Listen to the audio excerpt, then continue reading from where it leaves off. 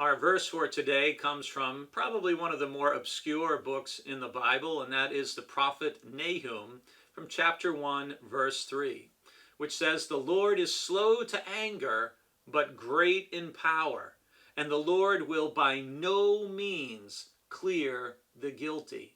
His way is in whirlwind and storm, and the clouds are the dust of his feet." The brief book of Nahum gives us a snapshot of a moment in history.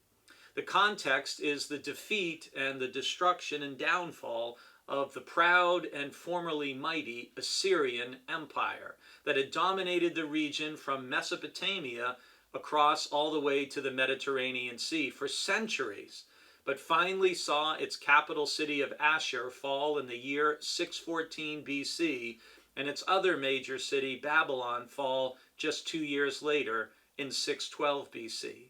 And what you see in the book of Nahum is the fervent and joyous reaction to the fall of the Assyrian Empire. And the prophet spells out the reasons for Assyria's downfall in unmistakable terms.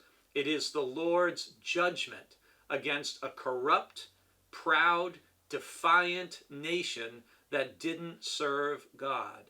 And Nahum states boldly that the Lord is the avenger of cruelty, injustice, and immorality. I know Nahum is not perhaps the most familiar book, but it's interesting how even a little brief snapshot from more than 2,600 years ago is a reminder that there are some things that God is consistently against. And we see this over and over in the prophets, and how God is against the proud, how God is against injustice, and how God will, as Nahum says, by no means clear the guilty.